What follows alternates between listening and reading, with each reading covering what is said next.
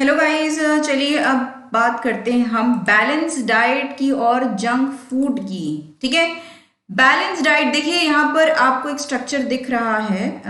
Balanced यानी कि हमें एक बैलेंस अमाउंट में कार्बोहाइड्रेट लेना चाहिए, एक बैलेंस अमाउंट में प्रोटीन लेना चाहिए, बैलेंस अमाउंट में हमें फैट कंटेंट लेना चाहिए, बैलेंस अमाउंट में डेयरी प्रोडक्ट्स लेने चाहिए, बैलेंस्ड अमाउंट में सब्जियां लेनी चाहिए। यानी कि एक समांतर बैलेंस्ड अमाउंट में हमें चीजें लेनी चाहिए जो कि हमें खानी चाहिए डेली बेसिस पे। ठीक है।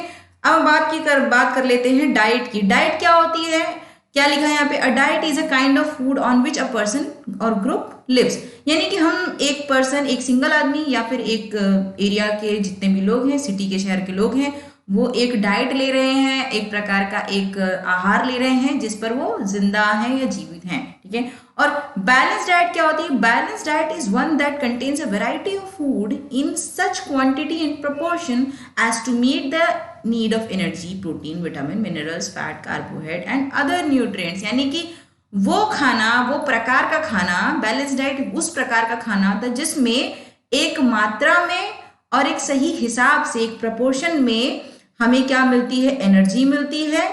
एक खाने को खाने की वजह से एनर्जी मिलती, जो कि हमें किससे मिलती है? प्रोटीन से, विटामिन से, मिनरल से, फैट से, कार्बोहाइड्रेट से और कुछ दूसरे न्यूट्रिएंट से। क्या मेंटेन करने के लिए? To maintain health, vitality and general well being. आपकी हेल्थ मेंटेन करने के लिए, आपकी उम्र आयु को मेंटेन करने के लिए और आपकी स्वास्थ्य को अच्छा रखने के लिए, आपके स्वास्थ्य के लिए। ठीक है। A balanced diet is mean to protect population from nutritional deficiency। यानी कि अगर किसी पॉपुलेशन में, किसी सिटी में, किसी देश के किसी हिस्से में अगर कोई न्यूट्रिशनल डिफिशिएंसी है और उसकी वजह से अगर कोई स्पेसिफिक टाइप ऑफ बीमारी से वो एरिया ग्रस्त है, या डायबिटिक है, या फिर विटामिन ए की डिफिशिएंसी है, तो इस तरीके की और अंडर नरिश्ड जनता है, तो कोई ना कोई किसी ना किसी स्पेसिफिक काइंड ऑफ न्यूट्रिशन की, चाहे वो विटामिन हो, मिनरल हो, कार्बोहाइड्रेट हो, उसकी कमी की वजह से हमें वो जनता में वो अभाव दिखने लगता है। तो किसी तरीके की न्यूट्रिशनल डिफिशिएंसी ना हो, इसीलिए हम बैलेंस्ड डाइट देने की कोशिश करते हैं एक जनता में, एक हिस्से में। ठीक है। Any balance diet should meet. हमारी बैलेंस डाइट में क्या क्या होना चाहिए? रोजमर्रा के खाने में 15 से 50% आपकी एनर्जी इनटेक होती है प्रोटीन से। 15 से 20% जो है आपको प्रोटीन लेना चाहिए। फैट यानी कि वसा आपको 20 से 30% का आपका डेली रिक्वायरमेंट होना चाहिए। कार्बोहाइड्रेट यानी कि जो मेन होता है एनर्जी, जिससे हमें चाहिए होती है, जो एनर्जी में कन्वर्ट करता है, हमारी बॉडी को एनर्जी प्रोवाइड करता है, वो है 60 से 70%। जो हमें बचा हुआ जो हमें चाहिए, वो 60 से 70% हमें कार्बोहाइड्रेट्स चाहिए, जो कि हमें आटे से, गेहूं से, रोटी से, चावल से, इससे मिलता है। ठीक है। और उसके अलावा हमें कुछ न्यूट्रिएंट्स चाहिए होते हैं बैलेंस डाइट में, जैसे कि फाइबर, डाइटरी फाइबर चाहिए होता है, एंटीऑक्सीडेंट्स चाहिए होते हैं, फाइटोकेमिकल्स यानी पेड़ पौधों से मिलने वाले केमिकल्स, कॉन्स्टिट्यूएंट्स जैसे कि विटामिन, मिनरल्स चाहिए होते हैं। एंटीऑक्सीडेंट्स में आपका vitamin C, vitamin E, beta carotene आ जाता है, जो कि आपको गाजर से मिलता है। ठीक है। और कलरफुल सब्जियों से मिलता है। और राइबोफ्लेविन, सेलेनियम, ये सारी चीजें आपकी बॉडी में क्या करती हैं? एंटीऑक्सीडेंट का काम करती हैं।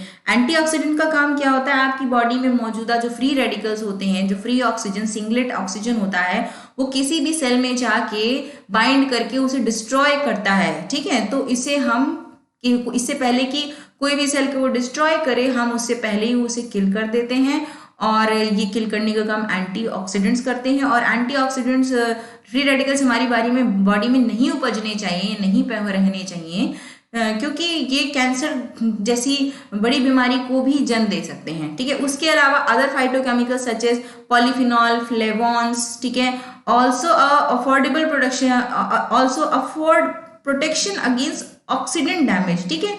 हमारी बॉडी में कुछ ऐसे केमिकल्स होते हैं जो ऑक्सीडेटिव प्रोसेस को बढ़ाते हैं, यानी कि खाना डाइजेस्ट करने के लिए जो प्रॉपर्टी चाहिए होती है उनको प्रमोट करने के लिए भी हमें कुछ फाइटोकेमिकल्स की रिक्वायरमेंट होती है, जिसकी वजह से हमारी बॉडी में ऑक्सीडेशन प्रोसेस को बढ़ाया जाता है। ठीक है, उसके अलावा स्पाइसेस लाइक टर्मेरिक है, हल्दी है, जिंजर है, गार्लिक, क्यूमिन, क्लोव, ये सारी चीजें एंटीऑक्सीडेंट्स में बहुत ही ज्यादा मात्रा में होती है। इससे सर्दी जुकाम नहीं होता है, पेट खराब नहीं होता है, और जिंजर वगैरह, टर्मरिक वगैरह, ये सब antiseptic property, anti inflammatory property रखते हैं।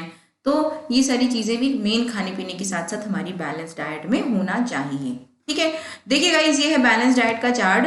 According to Indian Council of Medical Research ये एक चार्ट बनाया गया है, जिसमें बताया गया है कि एक मेल अडल्ट मॉडरेट वर्क, जो कि एक हल्का फुल्का जो है एक बेसिक काम जो करता है, और adult women with moderate work, children with 1 to 3 year, boy with 10 to 12 year and girl with 10 to 12 year। ठीक है, तो यहाँ पर है कि हमें कितने ग्राम में किस टाइप का खाना लेना चाहिए। अब सीरियल्स की बात कर लेते हैं, जिसमें गेहूं अनाज आ जाता है। तो अडल्ट में आपको 520 ग्राम जो है अनाज लेना चाहिए, दाल 50 ग्राम, हरी सब्जियां 70 ग्राम, रूट्स में जिसमें आपके मूली, गाजर, बीटरूट ये सब आ जाते हैं, उसमें 60 ग्राम। दूध आपको लेना चाहिए 200 ग्राम।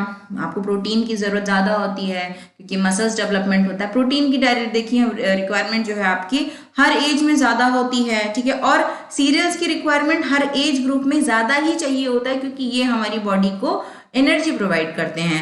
उसके अलावा ग्रीन लीफी वेजिटेबल्स में और रूट्स में और दालों में मल्टी विटामिन्स और माइक्रो न्यूट्रिएंट्स होते हैं, जिसकी वजह से ये जो मैक्रो न्यूट्रिएंट्स है, दाल वगैरह है, ऑयल है, फैट, शुगर है, इनको डाइजेस्ट करने में मदद मिलती है। ठीक है, फैट कंटेंट हमारी बॉडी में देखिए कम होता है, ज़्यादा रिक्वायरमेंट नहीं होती है। मेल्स को ज़्यादा रिक्वायरमेंट होती है, फीमेल्स को कम रिक्वायरमेंट होती है। छोटे बच्चे को कम रिक्वायरमेंट होती है, जो बड़े ग्रोथ ईयर्स वाले बच्चे होते हैं उन्हें ज़्यादा होती है, लड़कों में ज़्यादा होती है, लड़कियों में 5 ग्राम कम होता है। उसके अलावा चीनी, देखिए चीनी हमें बेसिक अपने खानों से मिल जाता है, इसलिए चीनी की रिक्वायरमेंट बाहर से कम होती है, बट फिर भी अगर रिक्वायरमेंट है तो 35 ग्राम आदमियों में, 20 ग्राम औरतों में, मॉडरेट वर्क वाले जिसमें जो आम हल्का फुल्का एक्टिविटी करते हैं, ज़्यादा काम नहीं, और छोटे बच्चों में 30 ग्राम, लड़कों में 10 से 12 साल के लड़कों में 45 ग्राम और गर्ल्स में भी 45 ग्राम। ठीक है, और यहाँ पर एक और चीज कही गई है कि अगर ये जो चार्ट है according to Indian Council of Medical Research, यहाँ पर ये वेजिटेरियन डाइट दी गई, लेकिन अगर कोई बंदा नॉन वेजिटेरियन है तो वो 50% जो दाल है उसको रिप्लेस कर सकता है, किससे? एक अंडे से 30 ग्राम या फिर 30 ग्राम ऑफ मीट और फिश। ठीक है, यानी कि नॉनवेज में अगर आप दाल को रिप्लेस कर रहे हैं तो यहाँ पर 50 ग्राम दाल अगर लिखी हुई है तो इसका 25% आप जो है यानी कि इसको रिप्लेस कर सकते हैं 50 ग्राम दाल तो आपको ऐड करनी और 25% में आप मीट या अंडे का यूज कर सकते हैं, और 5 ग्राम ऑफ एडिशनल फैट और ऑयल, यानी कि यहाँ पर आपको 5 ग्राम यानी कि 45 का 50 ग्राम्स हो जाएगा। ठीक है, और 100 और या फिर पूरी की पूरी दाल को आप रिप्लेस कर देंगे किससे गाइस? 2 अंडे से और 50 ग्राम ऑफ मीट और फिश, 30 ग्राम का 50 ग्राम हो जाएगा, और जो अंडे एक की जगह 2 हो जाएंगे, और आपको एडिशनल 10 ग्राम ऑफ फैट डालना है, यानी कि यहाँ पर 10 ग्राम ऐड हो जाएगा, तो ये हो जाएगा 55 ग्राम ऑफ ऑयल। ये उस केस में है जब आप नॉन वेजिटेरियन हैं, तो आप दाल की जगह और फैट की जगह फैट आप बढ़ा सकते हैं, और आप दाल का आधा कर सकते हैं या पूरी की दाल को अंडे और मीट से रिप्लेस कर सकते हैं, जिसकी क्वांटिटी हमने यहाँ मेंशन कर दी है। ये एक बैलेंस डाइट चार्ट है जो कि बेसिक है, पूरे इंडियन लोगों के लिए, इंडिया के लिए बनाया गया है। ठीक है, आगे बढ़ते हैं। अब हम जानते हैं कि बैलेंस डाइट की जरूरत क्यों होती है, इंपॉर्टेंट क्यों होती है। A balance diet supplies the nutrition your body needs to work effectively and help correct the nutritional deficiency. हमें टाइम से बैलेंस डाइट लेनी चाहिए, जिसमें अगर किसी भी प्रकार की मल्टीविटामिन या न्यूट्रिशन की डिफिशियंसी हो रही है तो वो पूरी होती रहे, और आपकी पूरी बॉडी जो है अपने सही तरीके से काम कर सके, इफेक्टिवली काम, यानी कि अपनी क्षमता तक काम कर सके। वेल बैलेंस्ड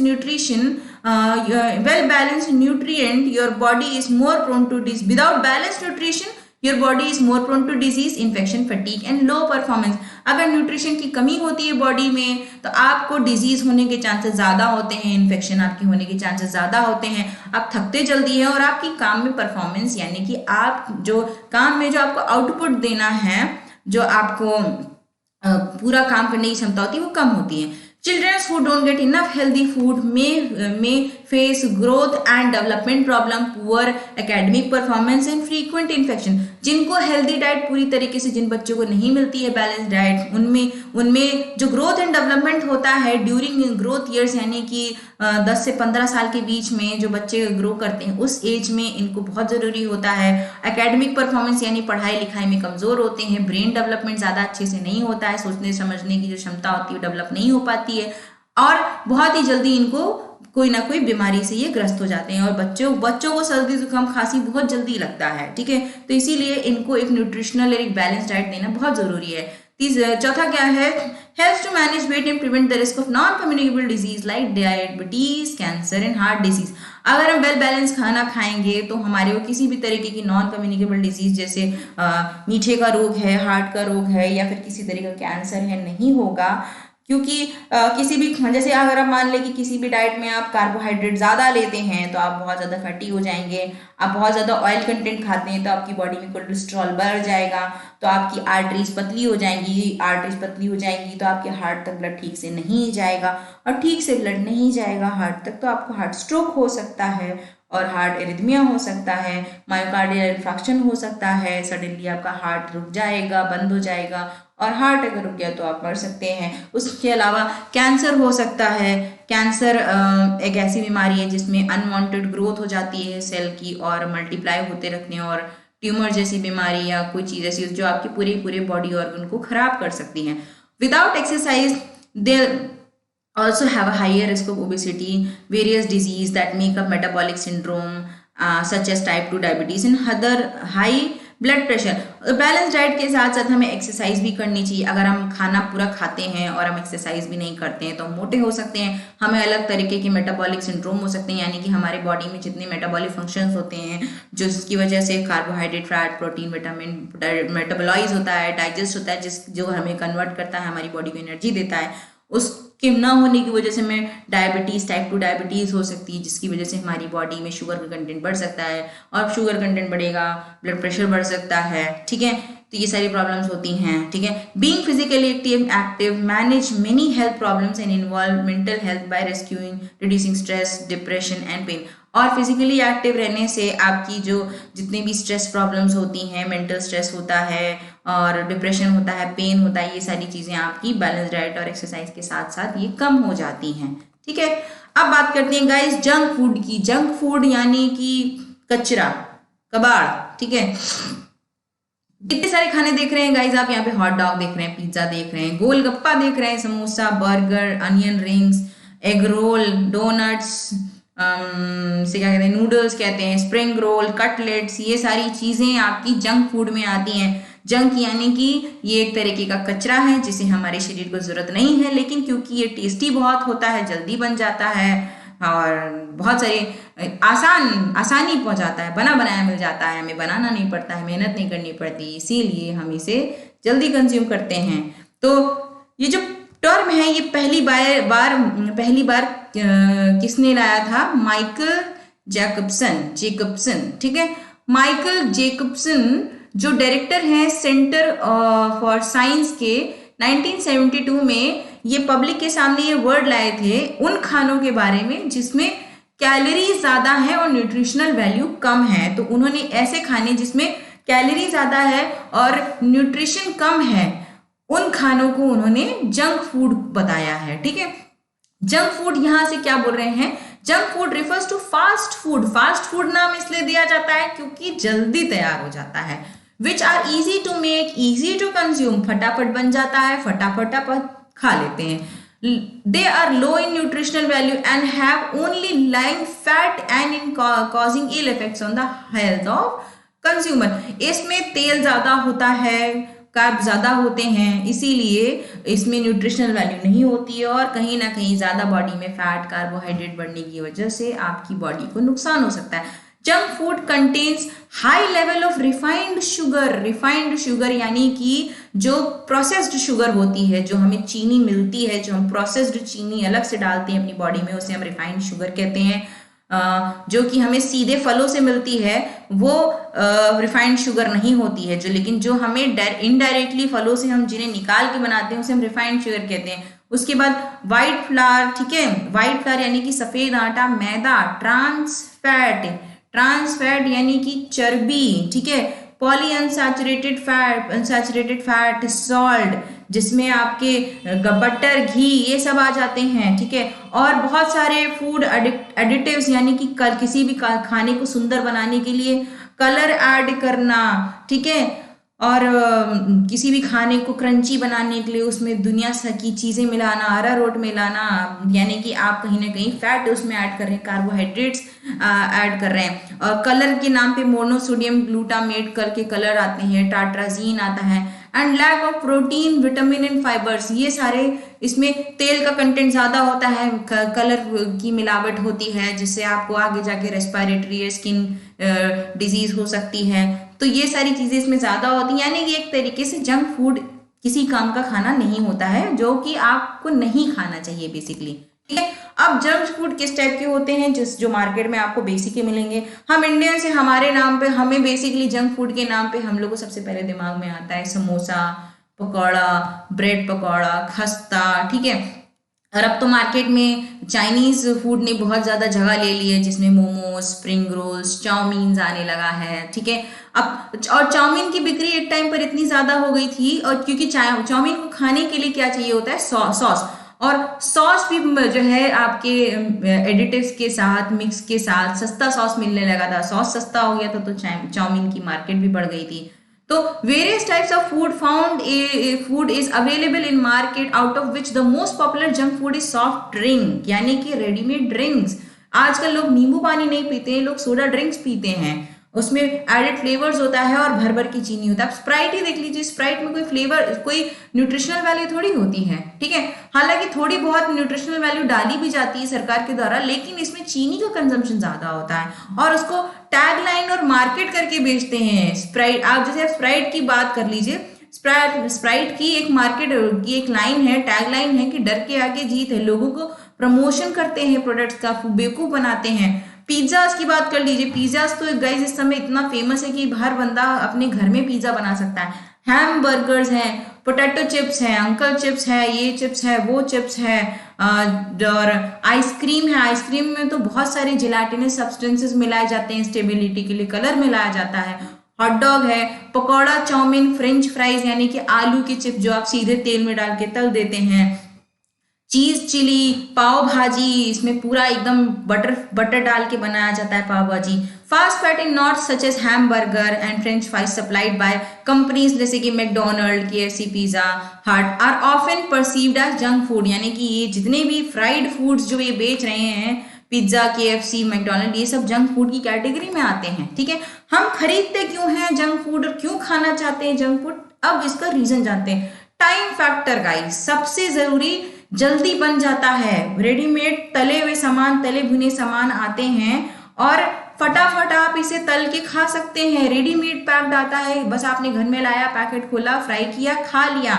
और चीटोस, पोटैटो चिप्स, ये सब रेडीमेड आते हैं, टाइम कंज्यूमिंग नहीं होता है। टेस्ट फैक्टर, इनको इस तरीके से मॉडिफाई किया जाता है कि इनका टेस्ट बहुत ही ज्यादा अच्छा होता है। If time constraint is one reason but pushes people to eat junk food, great taste also to an extent influence them to opt for junk food। बहुत अच्छा टेस्ट होने की वजह से लोग इसे बार बार खाना चाहते हैं और ये अट्रैक्ट करता है। But junk food get their taste owing to lavish usages of oil, salt and sugar. और इनका टेस्ट अच्छा क्यों होता है, क्योंकि इसमें बहुत ज्यादा मात्रा में तेल, चीनी और नमक यूज किया जाता है। Once they caught in junk food addiction, they find it hard to think about the loss of nutrition due to junk food। और एक बार कोई बंदा जंक फूड के एडिक्शन में आ गया तो वो ये नहीं समझ पाता है कि हमें इनसे टेस्ट ही मिल रहा है, न्यूट्रिशन नहीं मिल रहा है, ठीक है। उसके अलावा जंक फूड एडवर्टाइजिंग, जहां की मैं बात कर रही थी कि बच्चों को सबसे ज्यादा जंक फूड पसंद होता है, ठीक है, और ऐसे में उन्हें बेवकूफ भी बना। अब जैसे रसना की बात कर लें, रसना में बताया जाता है कि रसना पियेंगे तो आपको एनर्जी आएगी, ग्लूकोज मिलेगा आपको। ग्लूकोज के साथ साथ गाइज आपको शुगर कंटेंट मिल रहा है, रिफाइंड शुगर मिल रहा है, जो कि आपको डायबिटिक बना सकता है कम उम्र में। ठीक है, आपको स्लाइस के एवरेज और आपको ये जो एनर्जी बार्स आते हैं, ये सब स्नीकर्स वगैरह, इसमें आपको एडवर्टाइज किया जाता है कि आप स्नीकर्स एक एनर्जी बार खाएंगे तो आपकी तुरंत एनर्जी रिटेन हो जाएगी, आप तुरंत दौड़ने लगेंगे, भागने लगेंगे। इस तरीके से प्रमोट किया जाता है, तो वो आपको देखने में अट्रैक्टिव लगता है और इसलिए आप उसे खरीद के खाते हैं। अब चौथी बात करते हैं शेल्फ लाइफ। इसमें इतने सारे अडल्ट्रेंट्स और फूड प्रिजर्वेटिव्स मिलाए जाते हैं कि ये एक नहीं 3-4 दिन तक टिकते हैं। आप इसे पैक करके रख सकते हैं अपने घर में। आपको कभी भी भूख लग रही है, आपने पैकेट खोला, खा लिया, आपको बनाने की जरूरत नहीं है, आप स्टोर करके रख सकते हैं। और कई बार आपकी रेडीमेड कोल्ड ड्रिंक्स आती हैं, रेडीमेड चॉकलेट मिल्क शेक्स आते हैं, और वो बगैर गर्म किए आप उसे ऐसे ही रख सकते हैं।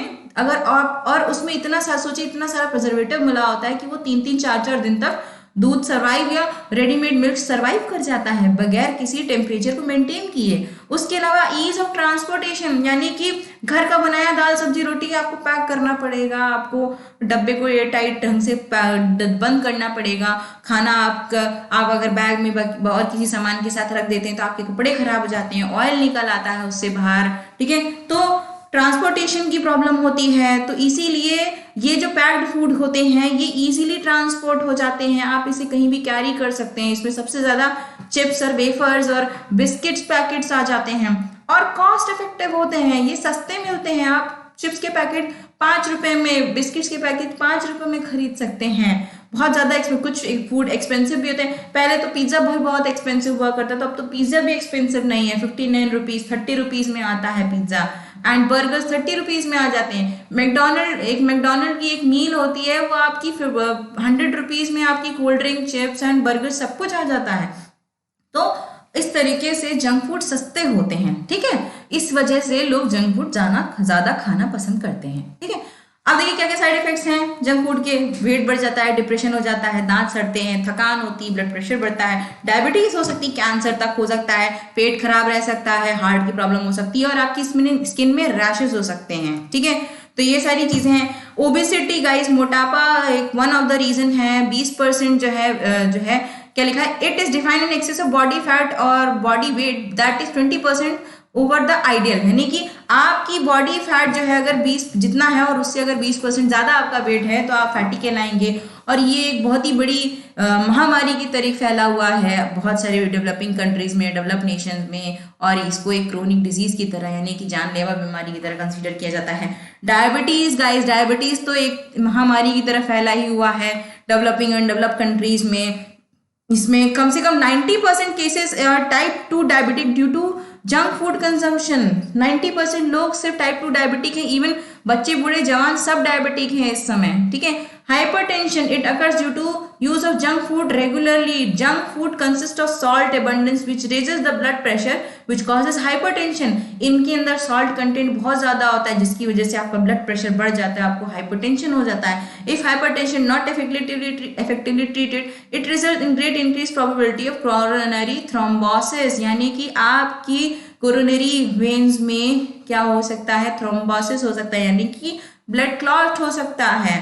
ठीक है, और primary essential hypertension is due to obesity, और ये जो रीजन होता है हाइपरटेंशन बढ़ने का, ये ज्यादातर मोटापे की वजह से होता है।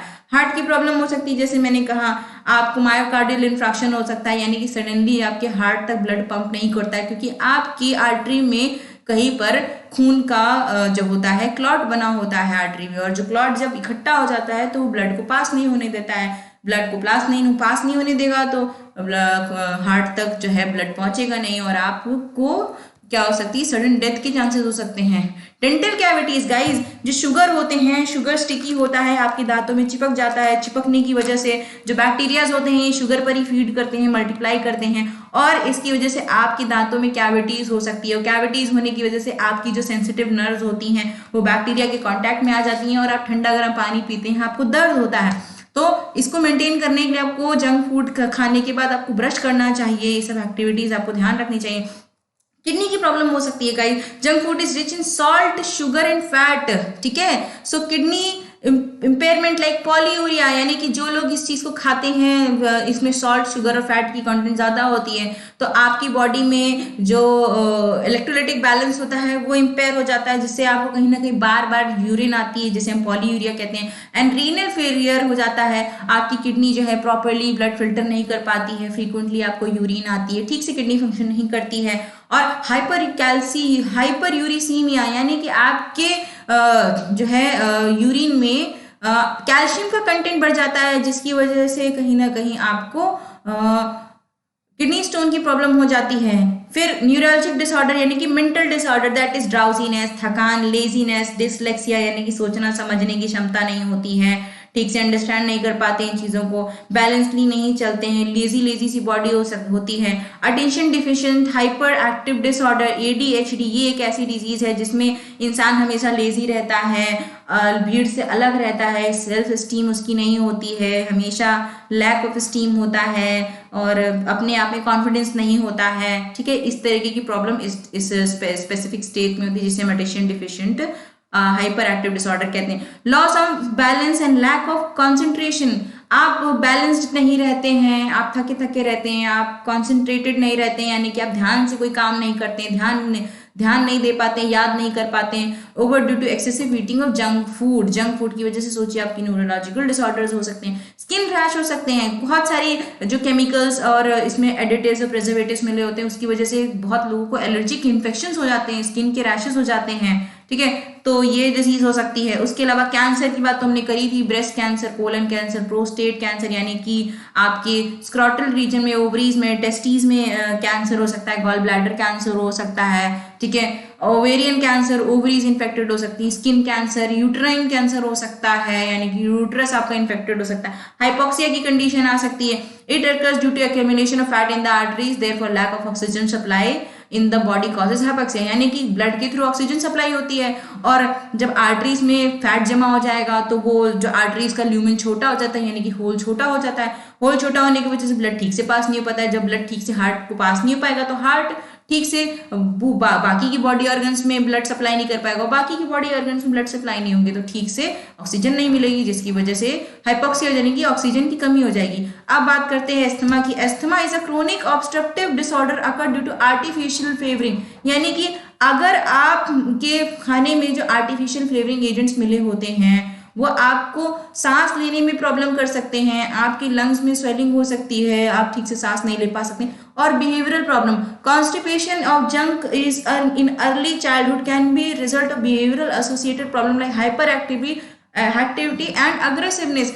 जो बच्चे बहुत ज्यादा जंक फूड खाते हैं वो बहुत ज्यादा हाइपर एक्टिव होते हैं, गुस्से वाले होते हैं, बिहेवियर उनका जो है बहुत ज्यादा इंपल्सिव होता है, चिढ़ जाते हैं, गुस्से वाले होते हैं, क्योंकि हाइपरटेंशन की प्रॉब्लम भी होती है, ठीक है। तो ये सारी प्रॉब्लम्स आपको आती हैं जंक फूड खाने से, ओके। तो thank you so much guys, मिलते हैं नेक्स्ट वीडियो में।